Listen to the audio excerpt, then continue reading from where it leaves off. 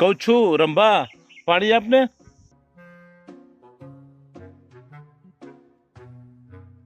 આલ્યો પાણી. જામનગરમાં બધાયના કારખાના ખુલી ગયા, પણ તમારા એકનું જ કારખાનું ના ખુલ્યું હો. અરે એમાં હું શું કરું? હું જે કારખાનામાં કામ કરું છું એ કારખાનામાં મને 20,000 પગાર આપે છે.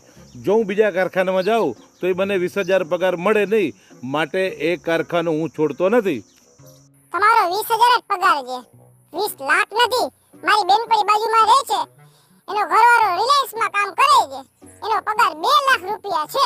હા, બેનપણીની આગળ જે તું ખટપટણી થઈ ગઈ છે. જા ઘરમાં કામ કર.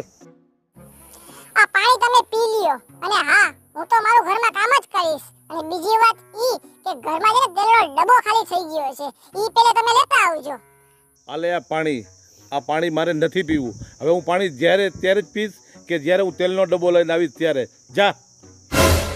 હા, ઓમે હું તમારું મોઢું જોઈને થાકી ગયો. પેલે તેલનો ડબ્બો લઈને આવજો હો, પછી જ ઘરમાં આવજો. હે રંભા તારા રે પ્રેમ મારે પૂરેપૂરો પતી ગયો. હે રંભા તારા રે પ્રેમ મારે પૂરેપૂરો પતી ગયો. ઓય એલા ક્યાં હતો હમણાં? કાંઈ તું તો દેખાતો જ નથી. એલા નાથિયા તો નાથિયો જ રહ્યો. પેલા તારી ભાષા સુધાર. અત્યારે જામનગરની અંદર લોકડાઉન હતું ને, એના માટે હું ઘરે હતો. મારે એક કામ હતું, આમે હું તમને મળવા આવવાનો જ હતો તમારા ઘરે. એક તો મારી ઘરવાળી રંભાથી ત્રાસી ગયો હતો. 2 મહિના ત્યાં લોકડાઉનમાં ઘરે જ હતો. સારું થયું તું મને મળી ગયો. બોલ શું કામ છે?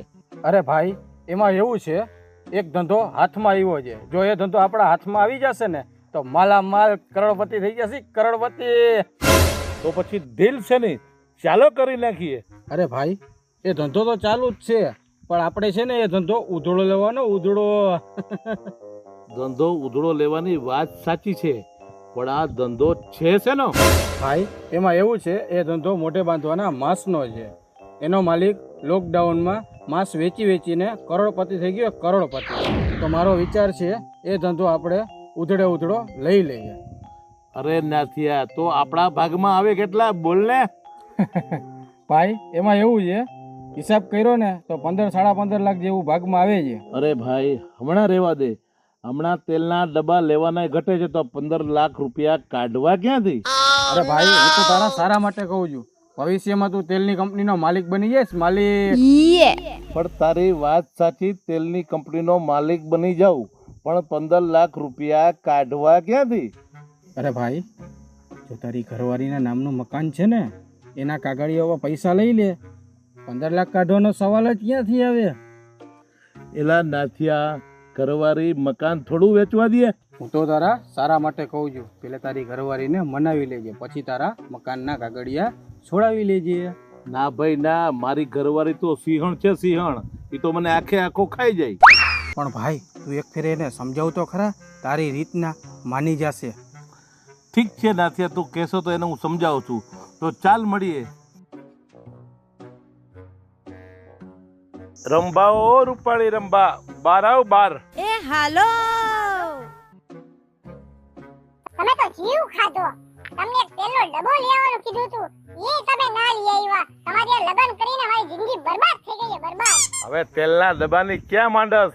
હવે તો આપણે તેલના મિલના માલિક બનવા છે, માલિક. એવું તો તમે શું કર્યું? એમાં એવું છે કે આ ઉધડો ધંધો આપણા હાથમાં આવ્યો છે, અને આ ધંધાની અંદર આપણે માલામાલ બની જવાના છે. માલામાલ. એક્સલન્ટ. એવો તો વળી કયો ધંધો જેમાં આપણે માલામાલ બની જશી? ઈ માંસની કંપની છે, અને આ કંપનીએ માંસ વેચી અને એટલા પૈસા કમાયેલા છે, અને ઈ કંપની આપણે ઉધડી ખરીદી લેવાની છે. પણ એના માટે આપણે પૈસા તો જોઈએ. પૈસા તો આપણી પાસે છે જ નહીં. આપણે તેલ લેવાના વાંધા પડે છે, ક્યાંથી કરશી? પૈસા તો આપણી પાસે છે, પણ તારા નામના ઘરના કાગળિયા લઈ એનું ઉપર આપણે પૈસા લઈ અને ધંધો આપણે ચાલુ કરીએ. ના હો, આપણે એવા કઈ ધંધીના નથી કરવા. એમાં ઘર જાય અને ઝૂંપડું આવે એવું આપણે કઈ નથી કરવું હો. ના ગાંડી ના, ઝૂંપડું જાય ને સુંદર મજાનો ફ્લેટ આવે. ફ્લેટ.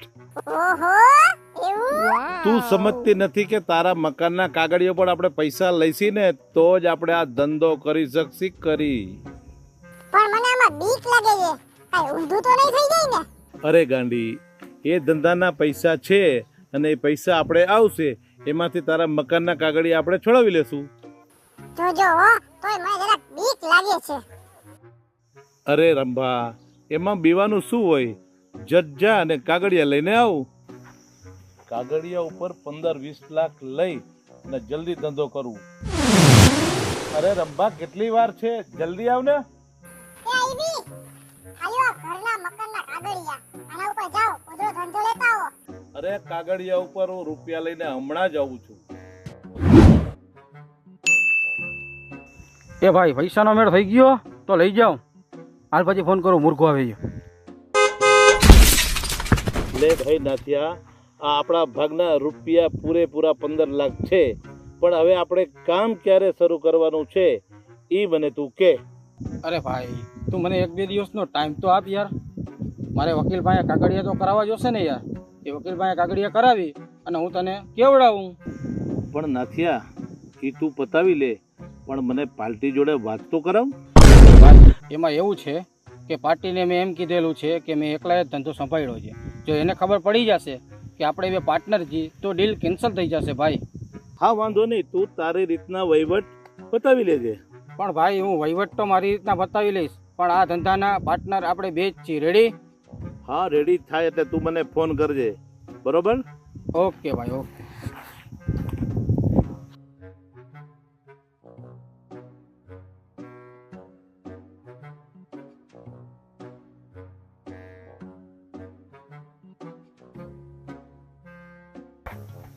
ઓ રંભા, ફાલુદો બનાવો, ફાલુદો. હવે આપણે ફાલુદો પીવાના આપણા દિવસો આવ્યા છે. આલિયો ફાલુંદો. હવે તમારા ધંધે ક્યારે ચડવું છે? 2 દિવસથી ઘરના રોટલા તોડો છો. આ બધી ચિંતા તું છોડ. હું મારા પાર્ટનરને મળવા જવાનો છું અને મળી અને આજથી જ હું કામ શરૂ કરાવું છું. ચાલુ નીકળું છું, સંભાળજે.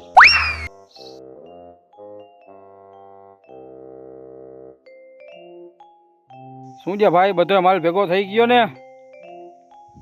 ભલે હાલો. પાર્ટનર, પાર્ટનર કેમ છે? બસ આનંદ આનંદ. એ નાથિયા, હવે આપણે ધંધો કદી ચાલુ કરવાનો છે? અરે ભાઈ, હું કાલે તારા ઘરે આવવાનો જ હતો. આપણે કાલે ત્યાં જગ્યા ઉપર મુહૂર્ત કરવા જવાનું જ છે, એટલે તું કાલે રેડી રહેજે અને એ ઓફિસે હું તને કાલે લઈ જઈશ. ઠીક છે ભાઈ, જેવી તારી ઈચ્છા. એક કામ હતું તારું. અત્યારે મને 10-15 હજાર હોય તો લાવ ને, પછી આપણે ધંધામાં સમજી લેશે આગળ જતા. આલે આ નાથિયા, આગળ જતા આપણે આવા મોટા મોટા જ વ્યવહારો કરવાના છે. ચાલો મળીએ. હે ભગવાન, પાર્ટનર આપે તો આવો.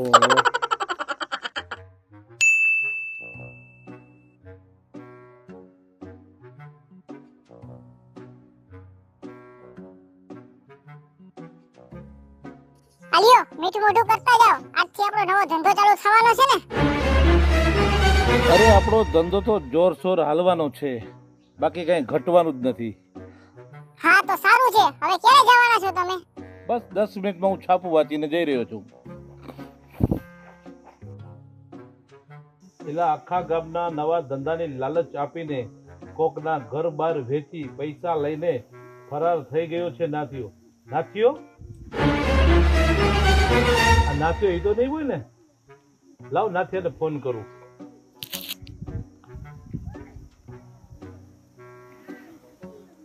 તે હાલમાં સ્વિચ ઓફ છે. ફોન પણ બંધ આવે છે. મને એવું લાગે કે આ નાથિયો મારું કરી નાખ્યું લાગે છે.